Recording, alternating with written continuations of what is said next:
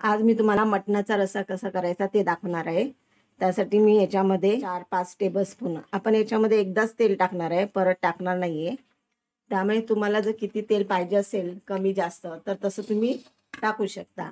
मटणामध्ये जर चरबी जास्त असेल तर कालवणामध्ये नेहमी तेल कमी टाकायचं, कारण चरबीचं सुद्धा तेल सुटतं। मी आणलेल्या मटणामध्ये चरबी आहे त्याच्यामुळे तेल मी जरा कमीच टाकलेलं आहे।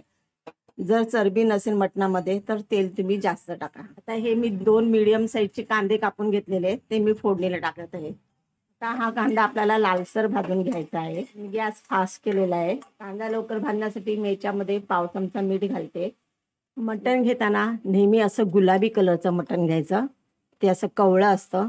जर खूप असं चॉकलेटी रंगाचं मटण असेल तर ते चून असतं। मटण घेताना गुलाबी रंगाचं घ्यायचं। हे मी अर्धा किलो मटण घेतलेलं आहे आणि याच्यामध्ये चरबी सुद्धा भरपूर आहे। हे बघा, अशी जर चरबी जास्त असेल तर तेल कमी टाकायचं आहे। कांदा चांगला भाजून घ्यायचा आहे, म्हणजे तो एकदम नरम झाला पाहिजे। तो चांगला नरम झाला ना की कालवणामध्ये तो विरघळतो, पण जर तो कच्चा ठेवला तर मग तो कालवणामध्ये पण कडक कडक लागतो। कालवणामध्ये तो शिजत नाही आणि मग तो कच्चाच राहतो। म्हणून चांगला कांदा हा फ्राय करून घ्यायचा आहे। आता कांदा चांगला आपला लालसर भाजलाय, ह्याच्यामध्ये मी हे मटण टाकत आहे।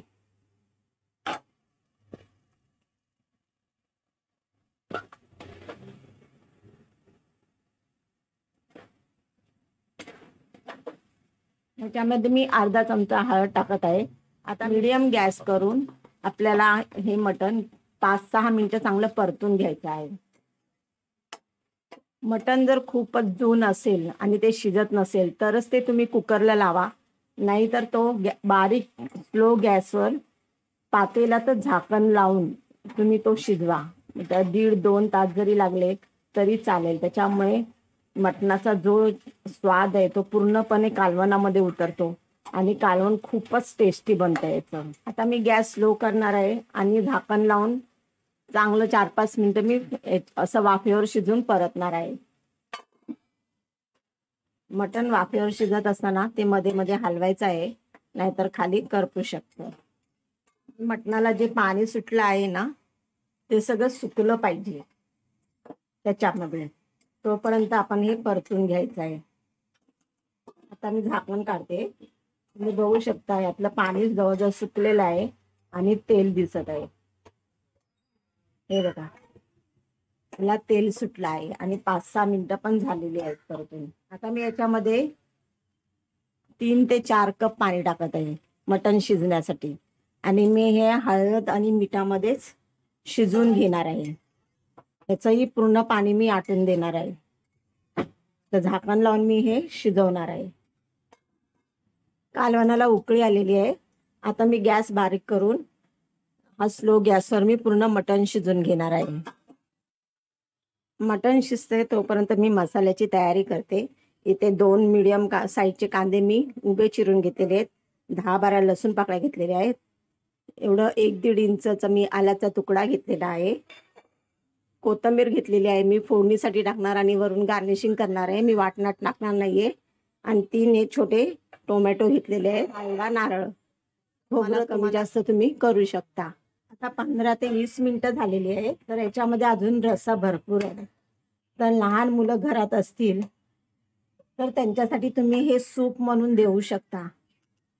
हे असं सूप तुम्ही मुलांना प्यायला द्या, खूप पौष्टिक आणि हेल्दी असतं। आता मी हे उरलेलं पाण्यामध्येच मी हे मटण शिजवून घेणार आहे।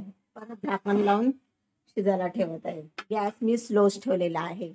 मी मटण दुसऱ्या गॅसवर शिजायला ठेवले, तोपर्यंत मी इकडे मसाल्याची तयारी करते। मटण शिजते तोपर्यंत थोडंसं तेल टाकलेलं आहे आणि आता त्याच्यामध्ये मी सर्व मसाला भाजून घेणार आहे। गॅस मीडियम करते।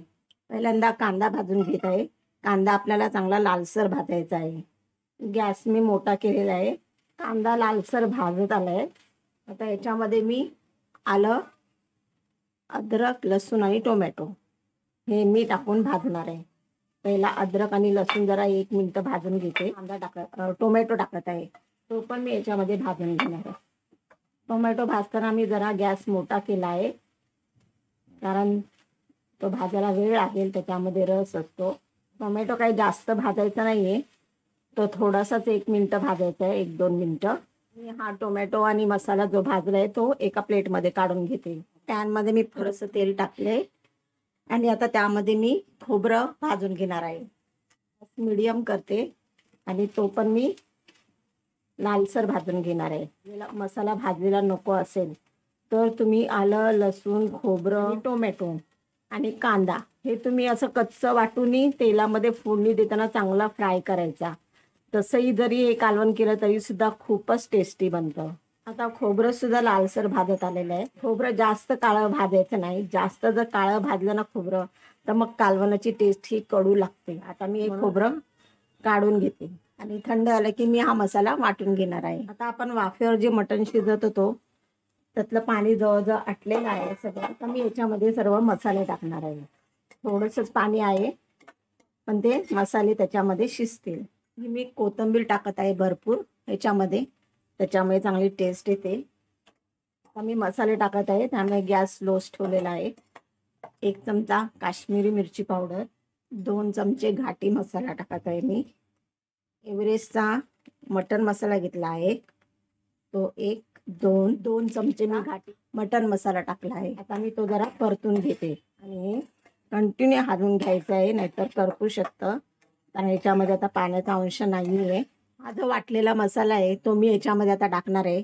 वाटताना जर तुम्हाला याच्यामध्ये कोथिंबीर किंवा पुदिना जर टाकायचं असेल तर तुम्ही टाकू शकता. मी टाकला नाही आहे कारण मी फोडणीलाच कोथिंबीर जास्त टाकलेली आहे आणि त्याचा फ्लेवर चांगला येतो, म्हणून मी वाटणामध्ये टाकलेला नाही आहे. तुम्हाला खूप तिखट हवा असेल तर तुम्ही हिरव्या मिरच्यासुद्धा वाटणामध्ये टाकू शकता. आता मसाला आपला चांगला 1-2 मिनटं परतला आहे. तो जास्त नाही परतायचा, नाही तर मग तो जळला तर मग कालवण कडू लागणार. आता मी जो हा वाटलेला मसाला आहे तो टाकत आहे. आता हा मसाला मी चांगला परतून घेणार आहे. गॅस एकदम स्लो करून तो झाकण लावून मी 5 मिनिटं मध्ये मध्ये हलवत परतणार आहे. आता मी झाकण काढते. जेव्हा पण तुम्ही कधी मटण किंवा चिकन शिजवाल तेव्हा ते नेहमी तुम्ही स्लो गॅसवर आणि झाकण लावूनच शिजवा. त्याच्यामुळे काय होतं की पूर्ण जो फ्लेवर आहे चिकन आणि मटनचा तो पूर्णपणे ग्रेव्हीमध्ये उतरतो आणि कालवणाला खूप छान टेस्ट येते. तुम्ही बघू शकता तेल सुटलेलं आहे चांगलं आणि मसाला चांगला परतला गेलेला आहे.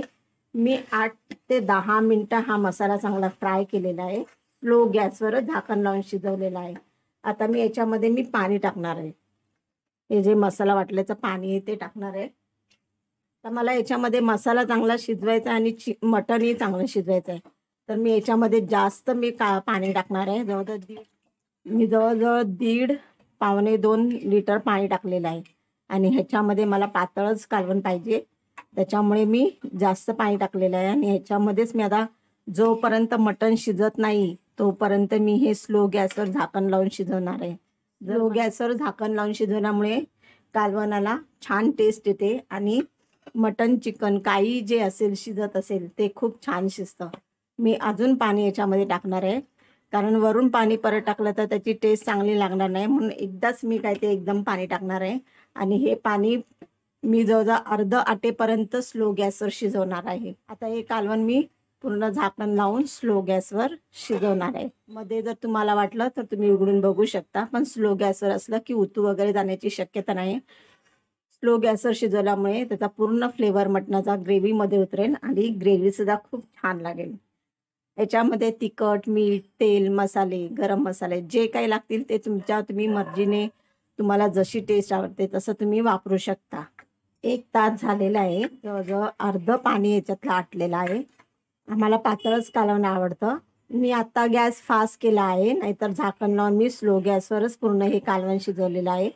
पातळ कालवण केलं की त्याच्याबरोबर भाकरी किंवा चपाती ही चुरून खाता येते आणि कोणाला प्यायचं असेल कालवण तर ते पिऊ पण शकतात. मी याच्यामध्ये मीठ आहे की नाही, कारण मीठ मी सुरुवातीला फक्त अर्धा चमचा टाकलेला आहे, कारण मी कालवण आठवणार होतं म्हणून मी मीठ टाकलं नाही. आता मला कालवण एवढं पाहिजे त्याच्यामुळे मी मीठ किती लागेल हे टेस्ट करणार आणि त्याप्रमाणे मीठ टाकणार आहे. मध्ये हा पाऊण चमचा मीठ टाकला आहे. तुम्ही तुमच्या टेस्ट प्रमाणे टाका. तुम्हाला जर कालवण घट्ट अजून पाहिजे असेल तर तुम्हाला जेवढं घट्ट पाहिजे असेल तेवढं तुम्ही आटवू शकता. आता मटण शिजले का बघूया आपण. हे बघा मटण किती शिजले बघा, लगेच त्याचा तुकडा आला. मटण सुद्धा छान शिजलेलं आहे आणि ग्रेव्ही पण खूप सुंदर झालेली आहे, टेस्टी, तिखट, झणझणीत. आता मी गॅस बंद करत आहे आणि सर्व करत आहे. आता याच्यामध्ये मी ही जी उरलेली कोथिंबीर आहे ती संपूर्ण टाकणार आहे. जास्त कोथिंबीर टाकणार आहे कारण कोथिंबीरमुळे चव छान लागते.